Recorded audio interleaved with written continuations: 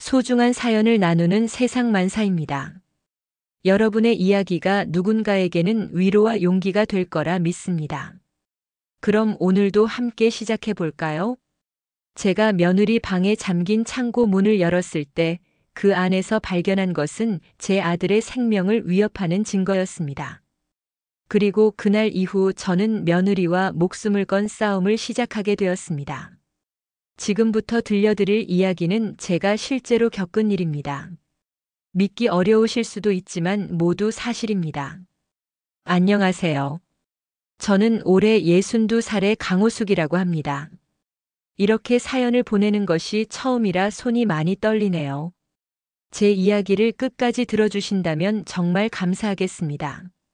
저는 서울 마포구에 살고 있고 3년 전까지 보험회사에서 특별조사원으로 일했습니다. 쉽게 말하면 보험 사기를 잡아내는 일을 했죠. 30년 넘게 그 일을 하다 보니 사람들의 거짓말이나 이상한 행동을 알아채는 게 제 몸에 배었습니다.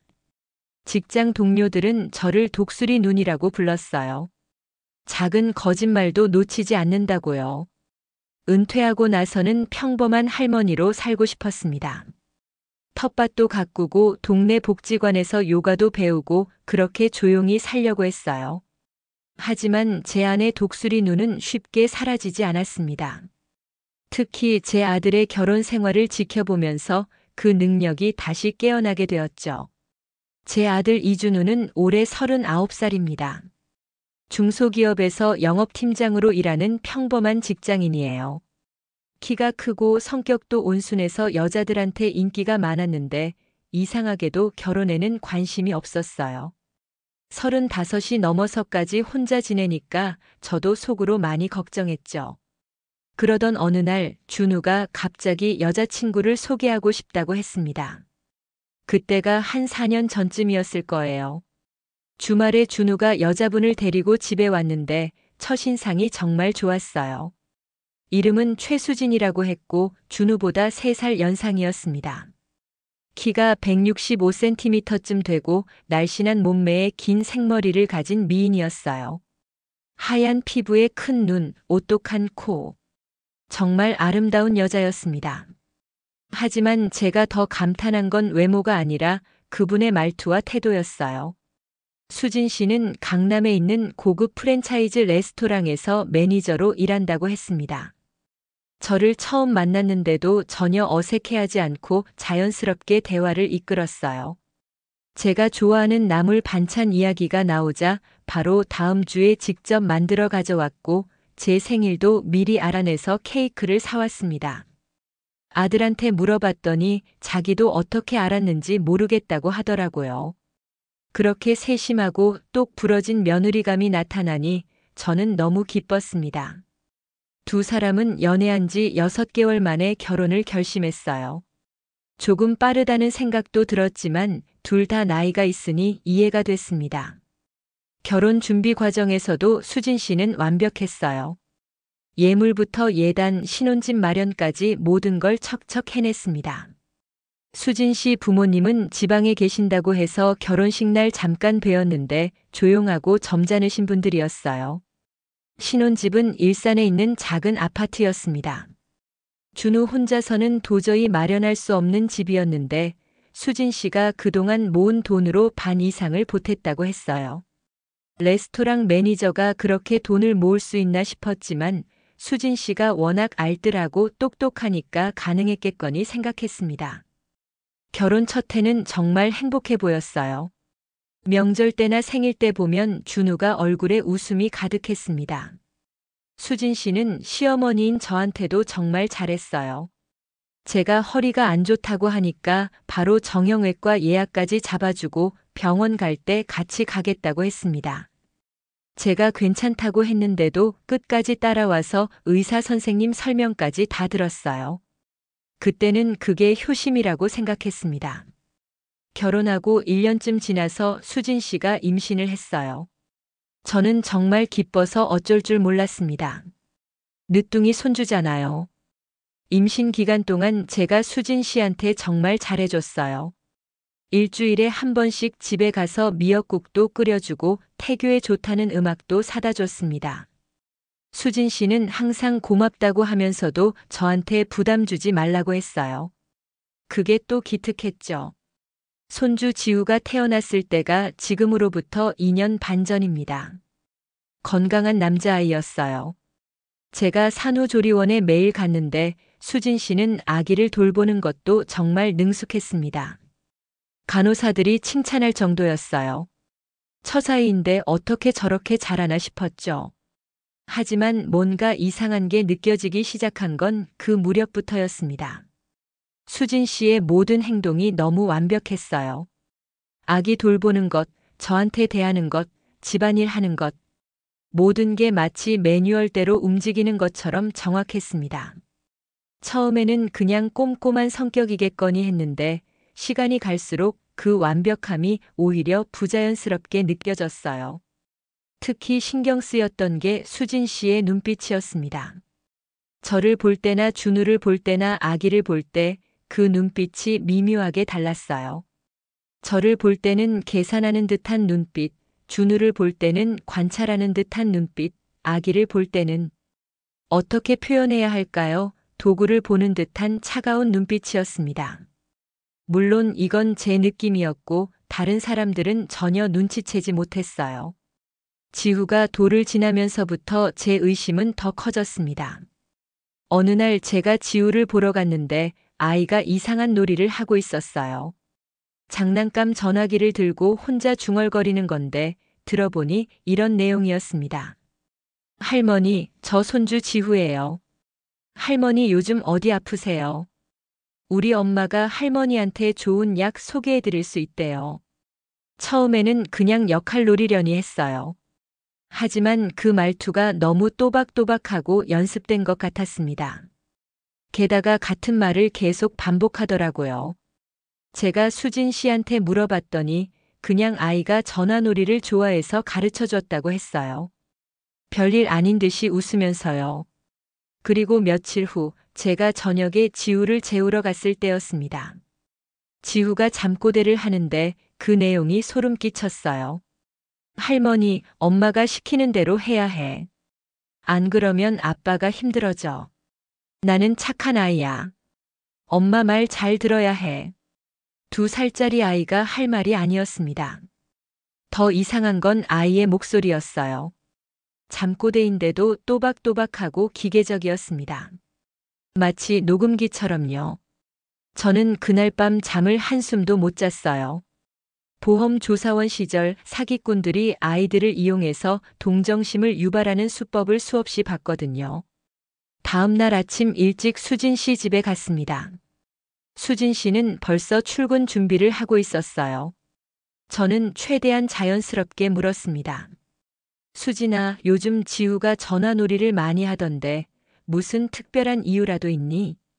수진 씨는 화장하던 손을 멈추고 저를 돌아봤어요. 그 눈빛이 순간 차갑게 변했다가 다시 부드러워졌습니다. 찰나의 순간이었지만 저는 놓치지 않았어요. 아, 그냥 요즘 애들이 다 그렇게 놀잖아요. 어머니, 유치원 친구들도 다 전화놀이 한대요. 그 대답은 너무 완벽했어요.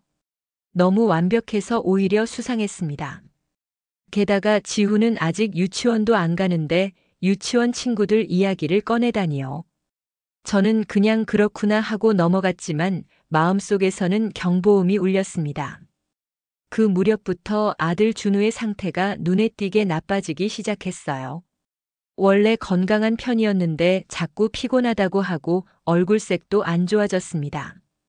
한 달에 한 번씩 만날 때마다 준우가 말라가는 게 보였어요. 제가 걱정되어서 병원 가보라고 했더니 이미 다녀왔다고 하더라고요. 병원에서는 스트레스 때문이라고 했대요. 영양제 처방받아서 먹고 있다고 했습니다. 그런데 이상한 게 수진 씨가 준비해준 영양제를 먹는데도 준우는 계속 안 좋아 보였어요. 오히려 더 나빠지는 것 같았습니다. 제가 수진 씨한테 물어봤어요. 준우 영양제 뭐 먹어요? 수진 씨는 밝게 웃으면서 대답했습니다. 병원에서 처방받은 거예요. 어머니, 제가 약국에서 직접 사왔어요. 걱정 마세요. 그런데 제 눈에는 수진 씨가 너무 태연해 보였어요. 남편이 아픈데 마치 남의 일처럼요. 물론 수진 씨는 겉으로는 걱정하는 척했지만 그 눈빛만은 속일 수 없었습니다. 저는 30년 넘게 거짓말쟁이들을 봐왔거든요. 그러던 어느 날 결정적인 계기가 찾아왔습니다. 수진 씨가 갑자기 일주일간 부산 출장을 간다고 했어요. 레스토랑 본사에서 새로운 지점을 오픈하는데 도와달라고 해서 간다는 거였죠. 그래서 그 기간 동안 제가 지우를 맡아달라고 부탁했습니다. 저는 물론 좋다고 했어요. 손주를 돌볼 수 있다는 것도 좋았지만 사실 그보다는 수진 씨 집을 자세히 살펴볼 기회라고 생각했거든요. 보험조사원의 직감이 제게 속삭였습니다. 뭔가 있다고요. 수진 씨가 떠나기 전날 저는 짐을 싸러 갔어요. 그때 수진 씨가 저를 지후 방으로 데려갔습니다. 지후 방 옆에 작은 창고가 있었는데 거기를 가리키며 이렇게 말했어요. 어머니, 저기는 제 개인 물건이 있어서요. 좀 지저분하거든요. 혹시라도 열어보시면 안 될 것 같아요. 부끄러워서요. 그 말투가 너무 자연스러웠어요. 하지만 저는 알았습니다. 그게 정확히 제가 봐야 할 곳이라는 걸요. 숨기려고 하면 할수록 더 의심스러운 법이거든요. 저는 알았다고 대답했지만 마음속으로는 이미 그 창고를 열어볼 계획을 세우고 있었습니다. 수진 씨가 떠난 다음 날 저는 지우를 낮잠 재우고 조심스럽게 그 창고 쪽으로 갔어요. 문에는 자물쇠가 채워져 있었습니다. 단순한 옷가지나 짐을 보관하는 곳에 자물쇠를요. 이건 확실히 수상했어요. 저는 보험조사원 시절 배운 기술을 동원했습니다. 간단한 자물쇠 정도는 열 수 있었거든요. 물론 이게 불법이라는 건 알았어요. 하지만 제 아들의 생명이 위험할 수도 있다는 직감이 들었습니다. 망설임 없이 자물쇠를 땄어요. 문을 열었을 때 처음 본 건 평범한 짐들이었어요. 계절 옷가지 몇 개의 박스들. 하지만 제 눈은 구석에 놓인 작은 금고를 놓치지 않았습니다. 금고는 잠겨 있지 않았어요. 마치 누가 급하게 열었다가 제대로 안 잠근 것처럼요. 금고 안에는 여러 서류와 수첩이 있었습니다. 저는 손이 떨리는 것을 느끼며 그것들을 하나씩 꺼냈어요. 첫 번째로 본 건 고객 관리 노트라는 제목이 붙은 낡은 수첩이었습니다. 수첩을 펼쳤을 때 저는 숨이 멎는 줄 알았어요. 거기에는 수십 명의 노인 이름이 적혀 있었습니다. 이름 옆에는 나이, 거주 지역, 가족 관계, 재산 상황, 건강 상태 등이 상세히 기록되어 있었어요. 그리고 각 사람마다 별점이 매겨져 있었습니다. 별 5개짜리들 옆에는 빨간색으로 주요 타깃이라고 적혀 있었고요. 더 충격적인 건 그 다음이었습니다. 수첩 뒷부분에는 구체적인 접근 방법이 적혀 있었어요. 전화 1차 접촉, 손주 목소리 활용. 감성 자극. 2차 방문, 건강 상담 명목. 보험 상품 소개. 3차 계약 유도, 고액 상품 위주. 4차 해지 방지 관리. 그 순간 지우의 전화놀이가 떠올랐습니다.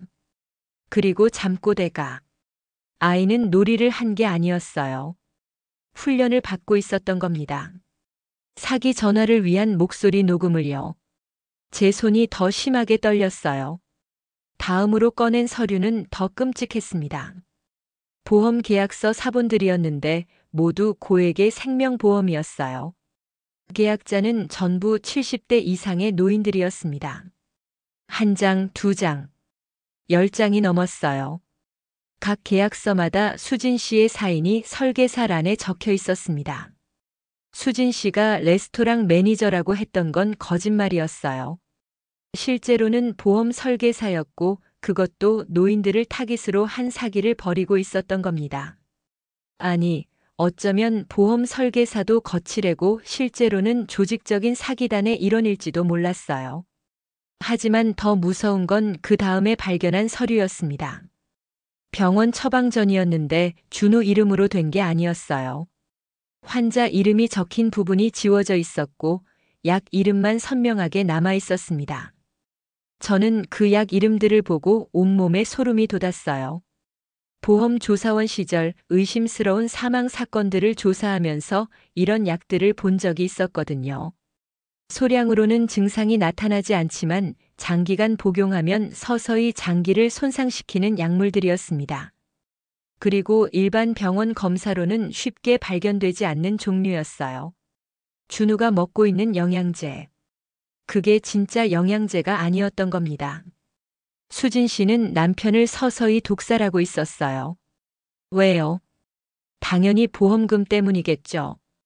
금고 구석에서 발견한 또 다른 서류가 그 추측을 확인해 줬습니다. 준우 명의의 생명보험 증서였어요. 수혜자는 수진 씨. 가입 금액은 5억 원이었습니다. 결혼하고 얼마 안 돼서 가입한 거였어요. 준우가 모르는 사이에요. 저는 그 자리에 주저앉을 뻔했습니다.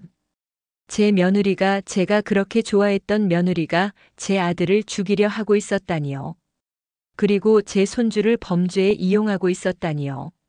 하지만 저는 30년 동안 이런 사건들을 다뤄온 사람이었어요. 충격을 받을 시간이 없었습니다. 증거를 확보해야 했어요. 저는 휴대폰을 꺼내서 모든 서류를 사진으로 찍었습니다.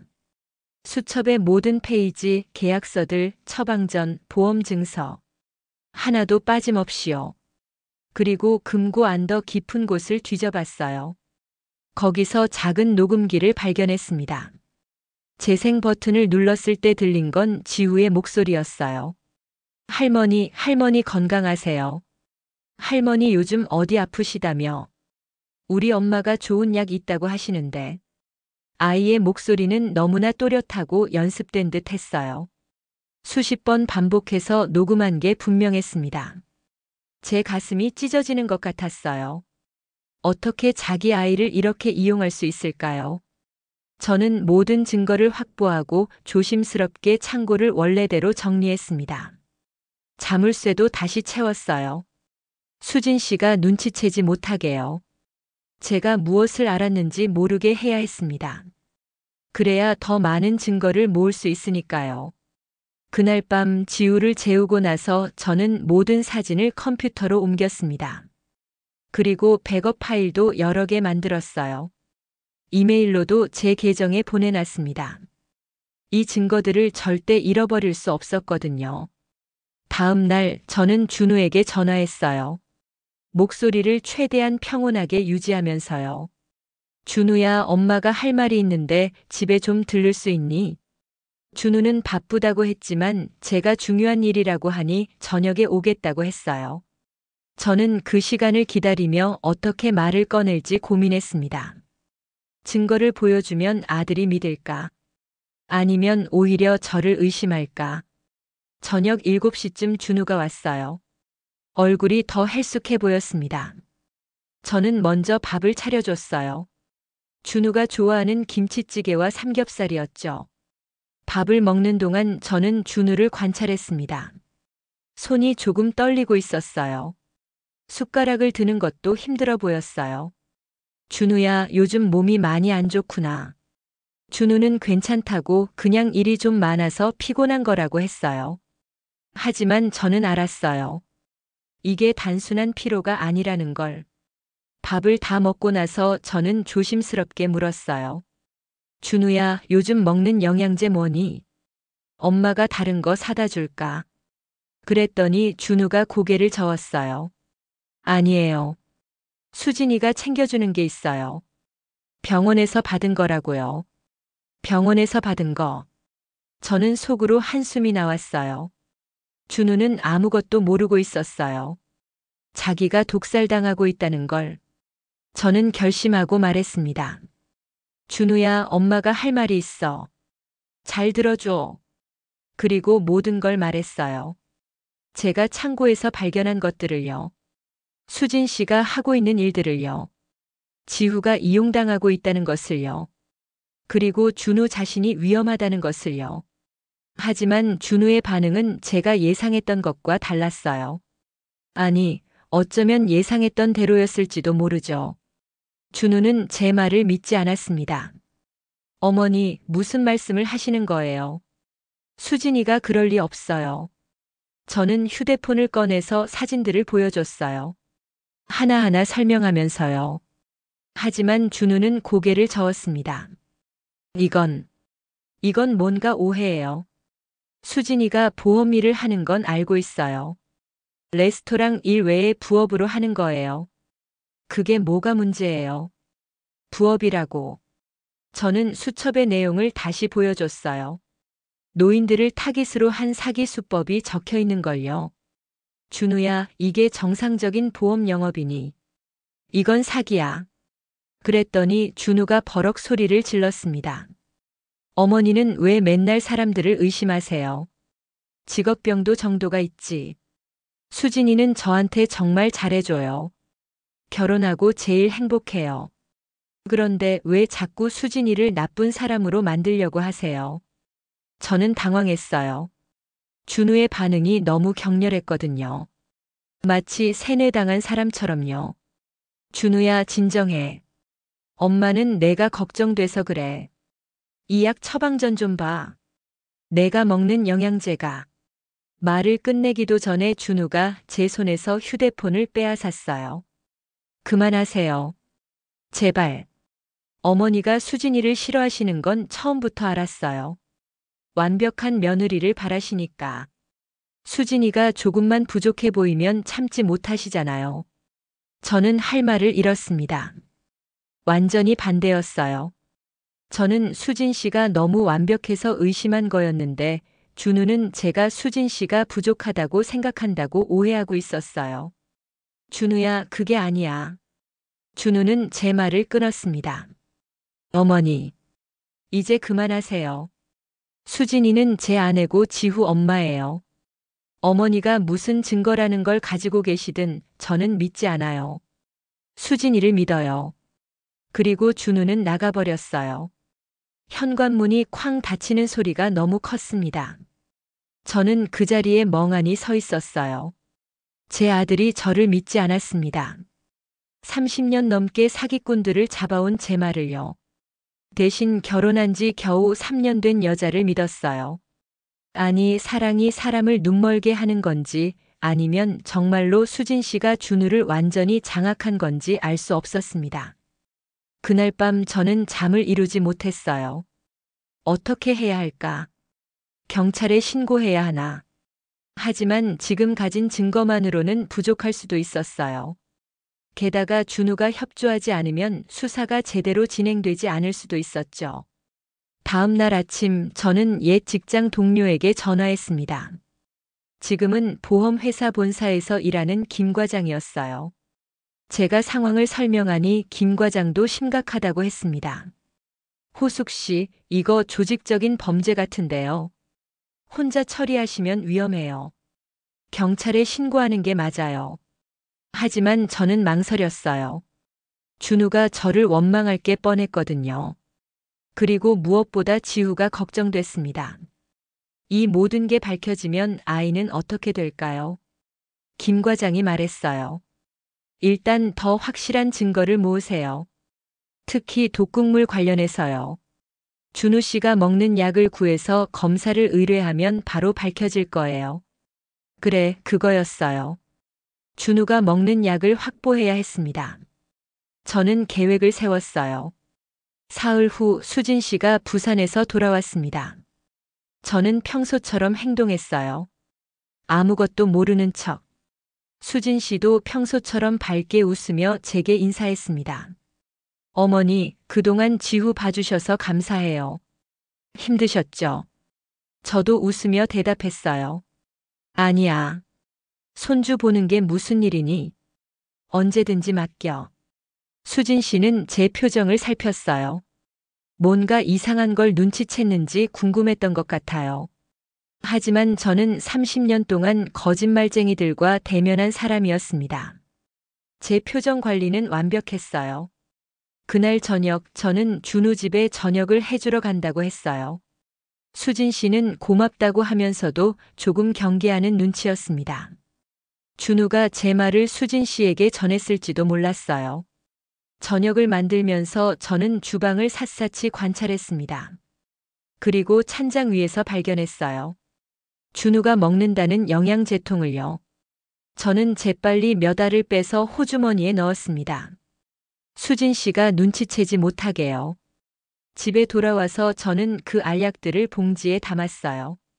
그리고 다음 날 아침 일찍 예전에 알던 약사 선생님을 찾아갔습니다. 오래전에 은퇴하셨지만 아직도 제약회사에 인맥이 많으신 분이었어요. 약사 선생님께 사정을 말씀드리고 성분 분석을 부탁드렸어요. 선생님은 심각한 표정으로 고개를 끄덕이시며 아는 분한테 의뢰해 보시겠다고 했습니다. 일주일을 기다렸어요. 그 일주일이 1년처럼 길게 느껴졌습니다. 그동안 저는 평소처럼 행동했어요. 수진 씨네 집에도 가고 지우도 보고요. 하지만 마음속은 계속 불안했습니다. 드디어 결과가 나왔어요. 약사 선생님이 전화를 주셨습니다. 호숙 씨, 이거 심각해요. 이 알약에는 영양제 성분이 거의 없고 대신 간과 신장에 손상을 줄 수 있는 물질이 소량 들어 있어요. 장기간 복용하면 서서히 장기 기능이 저하되고 결국엔 선생님의 말씀을 끝까지 들을 필요도 없었어요. 제 추측이 맞았던 겁니다. 수진 씨는 정말로 준우를 독살하고 있었어요. 저는 바로 준우에게 전화했습니다. 이번에는 증거가 확실했으니까요. 하지만 준우는 전화를 받지 않았어요. 몇 번을 걸어도 마찬가지였습니다. 문자를 보내도 답이 없었어요. 그날 저녁 저는 준우 집으로 직접 찾아갔습니다. 초인종을 눌렀는데 수진 씨가 나왔어요. 평소와 달리 표정이 차가워 보였습니다. 어머니, 무슨 일이세요? 준우 좀 만나야겠어. 지금 바빠요. 나중에 연락드릴게요. 수진 씨가 문을 닫으려고 했어요. 저는 문을 잡고 말했습니다. 수진 씨, 더 이상 모른 척할 수 없어요. 준우가 먹는 약 제가 성분 검사했어요. 그 순간 수진 씨의 표정이 완전히 바뀌었습니다. 가면이 벗겨진 것처럼요. 차갑고 날카로운 눈빛이었어요. 어머니가 뭘 안다고 그러시는지 모르겠지만 저희 집 일에 더 이상 간섭하지 마세요. 준우도 원하지 않아요. 제가 경찰에 신고할 거라고 하자 수진 씨는 비웃었어요. 신고하세요.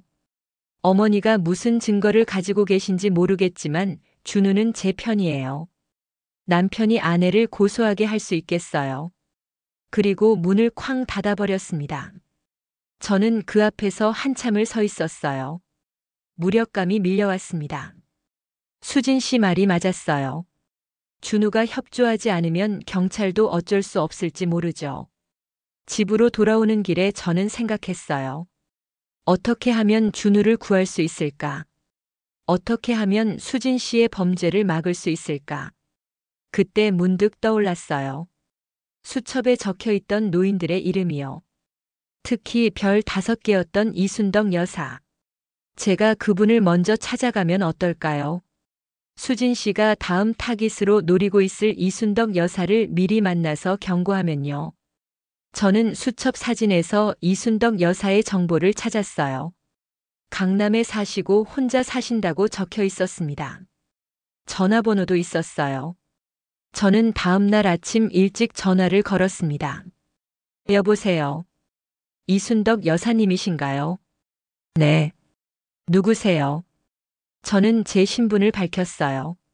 전직 보험조사원이고 여사님이 사기를 당할 위험에 처해 있다고요. 처음에는 이순덕 여사도 의심하셨어요. 당연하죠. 낯선 사람이 갑자기 전화해서 사기 이야기를 하니까요. 하지만 제가 구체적으로 설명하자 여사님의 목소리가 달라졌습니다. 혹시 최수진이라는 사람 아세요? 네. 아는 정도가 아니라 제 며느리예요. 이순덕 여사는 한숨을 쉬었어요. 그 사람. 한 달 전에 저한테 연락했어요. 보험 상담해준다고요. 저도 뭔가 이상해서 거절했는데 여사님도 수상하게 느끼셨군요. 저는 만나서 자세히 이야기하고 싶다고 했어요.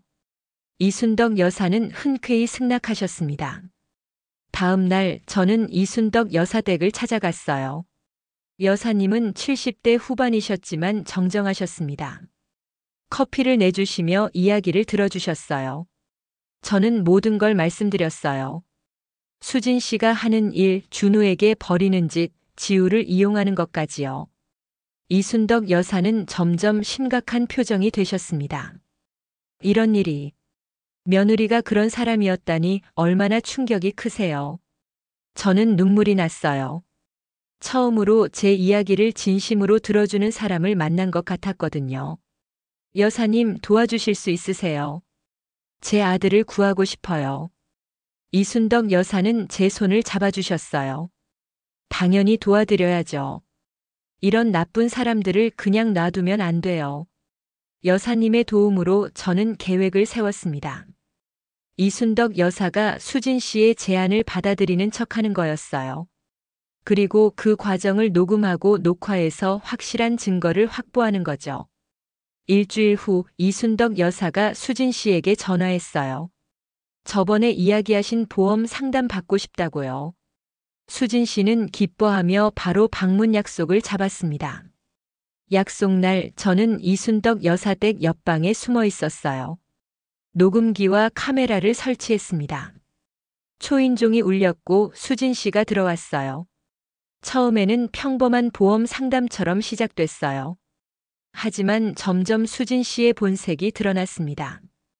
고액의 보험을 강매하듯이 권유했고 이순덕 여사가 망설이자 이상한 말을 하기 시작했어요.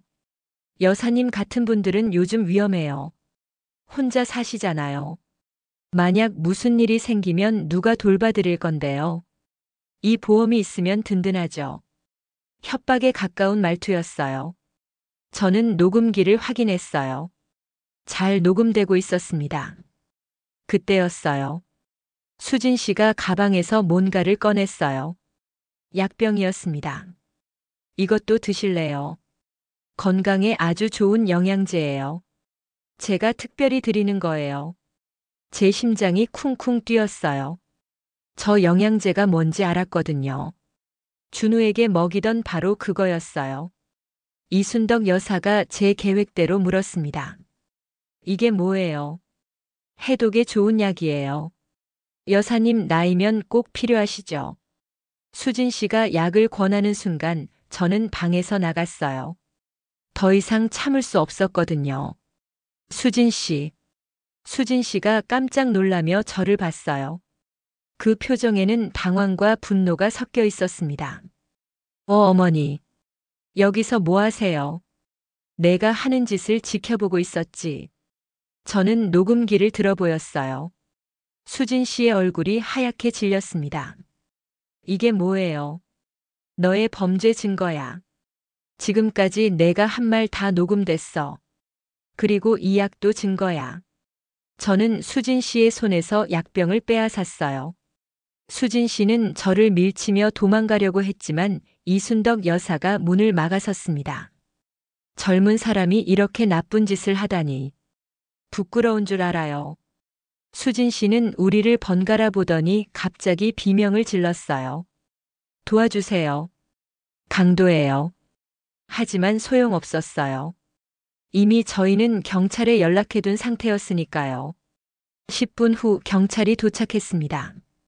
하지만 수진 씨는 끝까지 발뺌했어요. 저는 정상적으로 보험 영업을 한 거예요.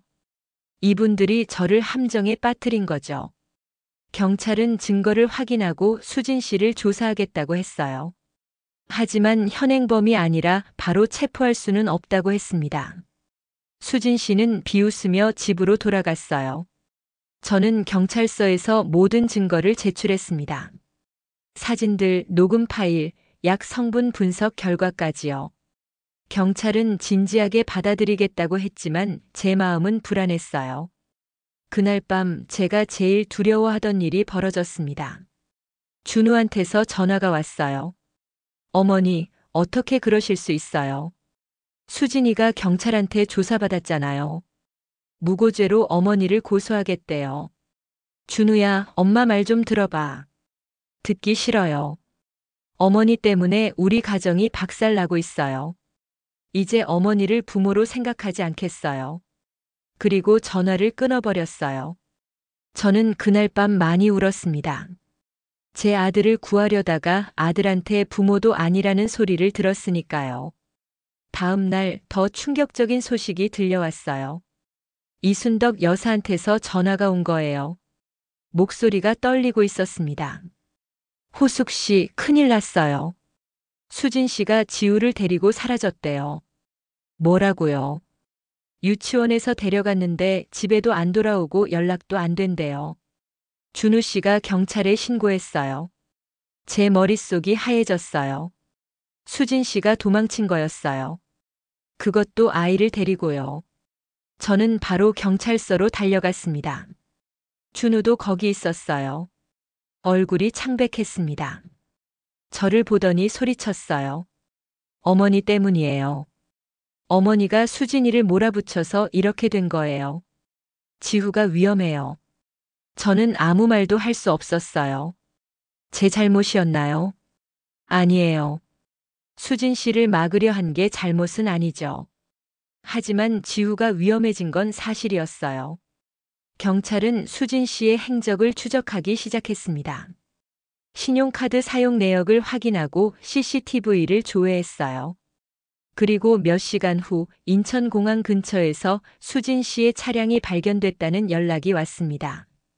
수진 씨는 해외로 도주하려는 것 같았어요. 지우를 데리고요. 경찰은 즉시 공항으로 출동했고 저도 따라갔습니다. 준우도 왔어요. 공항 주차장에서 수진 씨의 차를 발견했어요. 하지만 수진 씨와 지우의 모습은 보이지 않았습니다. 경찰이 공항 내부를 수색하는 동안 저는 주차장을 돌아다녔어요. 뭔가 제 직감이 말하고 있었거든요. 수진 씨가 아직 근처에 있다고요. 그때 저는 주차장 구석에서 움직이는 그림자를 봤어요. 가까이 가보니 수진 씨였습니다. 지우를 안고 있었어요. 아이는 울고 있었습니다. 수진 씨. 수진 씨가 저를 보고 뒤로 물러났어요. 한 손으로는 지우를 꽉 안고 다른 손에는 뭔가를 들고 있었습니다. 자세히 보니 칼이었어요. 가까이 오지 마세요. 경찰 부르면 지우한테 해칠 거예요. 제 심장이 멎는 줄 알았어요. 수진 씨가 진짜 아이를 해칠까요? 아니면 협박일까요? 하지만 위험을 감수할 수는 없었어요. 수진아, 진정해. 지우는 내 아들이잖아. 아이한테 해를 끼치면 안 돼. 제 아들이라고요. 우스네요. 이 아이는 제게 도구였을 뿐이에요. 돈 벌 수 있는 도구. 그 말을 들으니 치가 떨렸어요. 어떻게 엄마가 아이를 도구라고 할 수 있죠? 왜 이러는 거니? 왜 이렇게까지 돈이 필요했니? 수진 씨가 비웃었어요. 어머니는 모르실 거예요. 가난이 뭔지, 빚에 쪼들려 사는 게 어떤 건지. 저는 어릴 때부터 가난했어요. 부모님은 술만 드시고 저는 굶으면서 자랐어요. 그래서 결심했죠. 돈을 벌겠다고. 어떤 방법을 쓰든요. 그게 변명이 되니 다른 사람들 괴롭히고 내 남편을 독살하려 한 게 정당화되니 정당화요. 세상이 원래 그런 거예요. 약한 사람이 당하는 거죠. 저는 약하게 살기 싫었어요. 수진 씨의 목소리에는 분노와 슬픔이 섞여 있었어요. 하지만 저는 동정할 수 없었습니다. 얼마나 힘들었든 범죄는 범죄니까요. 수진아, 아직 늦지 않았어. 지우를 놓고 자수해. 내가 도와줄게. 도와준다고요. 우스네요. 어머니는 처음부터 저를 의심했잖아요.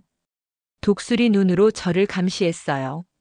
한 번도 진짜 며느리로 본 적 없으면서 그 말에 저는 할 말이 없었어요.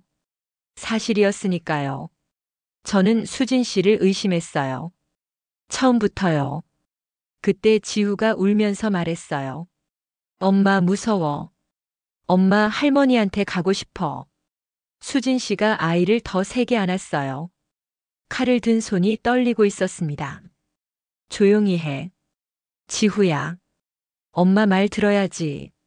아이가 더 크게 울었어요. 그 울음소리를 들으니 제 마음이 찢어지는 것 같았습니다. 수진아, 제발. 아이를 생각해. 내가 아무리 아이를 도구라고 생각해도 지우는 너를 엄마로 알고 있어. 아이한테 엄마가 살인자라는 기억을 남겨주고 싶니? 수진 씨의 손이 멈췄어요. 제 말이 통한 것 같았습니다. 저는 천천히 다가갔어요. 아이를 보내줘. 그리고 자수해. 그러면 내가 법정에서 내 사정을 말해줄게. 변호사도 구해줄게. 하지만 아이를 다치게 하면 정말로 돌이킬 수 없어. 수진 씨는 저를 보다가 지우를 보더니 결국 아이를 놓았어요. 지우가 제게 달려왔고 저는 아이를 꼭 안았습니다. 그 순간 경찰들이 나타났어요.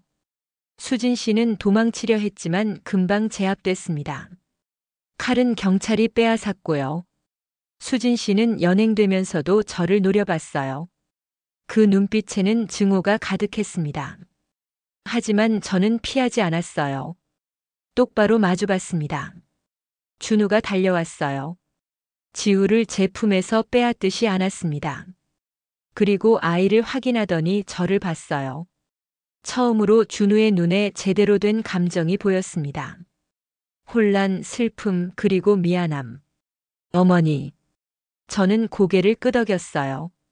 말하지 않아도 알 수 있었어요. 준우가 이제야 깨달았다는 걸요. 그날 이후 모든 게 빠르게 진행됐습니다. 수진 씨는 살인, 미수, 사기, 아동학대 등 여러 혐의로 기소됐어요. 재판이 열렸고 저는 증인으로 출석했습니다. 법정에서 본 수진 씨는 처음 봤던 그 밝고 똑똑한 여자가 아니었어요. 초췌하고 지쳐 보였습니다. 하지만 제 마음은 흔들리지 않았어요. 판사님이 물었습니다. 피고인 하실 말씀 있으십니까? 수진 씨는 저를 보며 말했어요. 저는 잘못했어요. 하지만 세상이 저를 이렇게 만들었어요. 저도 피해자예요. 판사님은 고개를 저었습니다. 개인의 불행이 범죄를 정당화할 수는 없습니다. 결국 수진 씨는 징역 15년을 선고받았어요. 항소했지만 기각됐습니다. 준우는 수진 씨와 이혼했어요. 그리고 독성 물질을 빼내는 치료를 받았습니다. 다행히 아직 회복 가능한 단계였어요. 몇 달 후 준우는 건강을 되찾았습니다. 지후는 심리 치료를 받았어요. 아이가 겪은 트라우마를 치료하기 위해서요. 다행히 아이는 어렸기 때문에 기억을 많이 잊어가고 있었습니다. 준우와 지후는 제 집으로 왔어요. 함께 살기로 한 거죠. 처음에는 어색했어요. 준우는 저한테 미안하다는 말을 자주 했고 저는 괜찮다고 했습니다. 진짜 괜찮았어요. 아들과 손주가 무사하니까요.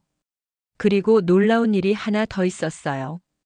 이순덕 여사에게 딸이 있었는데 그분이 민정이라는 분이었어요.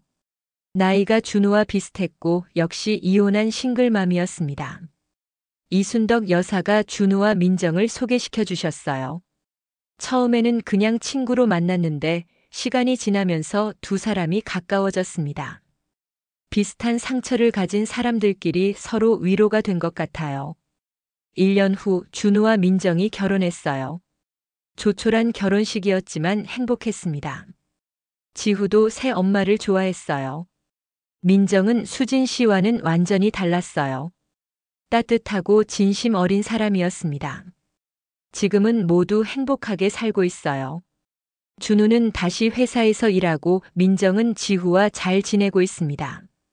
저는 이제 진짜 평범한 할머니가 됐어요. 더 이상 독수리 눈으로 사람들을 의심하지 않아요. 가끔 생각해요. 만약 제가 보험조사원이 아니었다면 어땠을까? 수진 씨의 범죄를 눈치채지 못했을까? 준우는 죽었을까? 그런 생각을 하면 아찔해요. 하지만 동시에 생각합니다. 제 직업이, 제 경험이 가족을 구했다고요. 30년 동안 쌓은 그 능력이 결국 제일 중요한 순간에 쓰였다고요. 지금도 가끔 수진 씨 생각을 해요. 그 사람도 처음부터 나쁜 사람은 아니었을 거예요. 어쩌면 정말로 가난과 빚 때문에 그렇게 된 걸지도 몰라요. 하지만 그래도 용서할 수는 없어요. 얼마나 힘들든 다른 사람을 해치는 건 잘못이니까요. 이 이야기를 들어주셔서 감사합니다.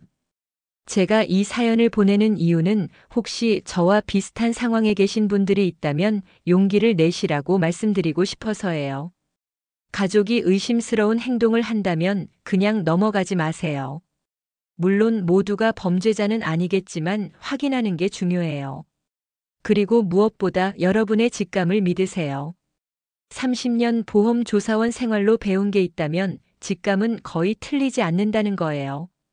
뭔가 이상하다 싶으면 정말로 이상한 경우가 많아요. 마지막으로 제 아들 준우와 며느리 민정, 그리고 손주 지후에게 이 말을 전하고 싶어요. 사랑한다고요. 그리고 우리가 함께라면 어떤 어려움도 이겨낼 수 있다고요. 긴 이야기 들어주셔서 다시 한번 감사드립니다. 여러분 모두 행복하시길 바랍니다. 영상이 재미있으셨다면 구독과 좋아요, 댓글까지 부탁드리고 오늘도 건강하고 행복한 하루 되시길 바랍니다.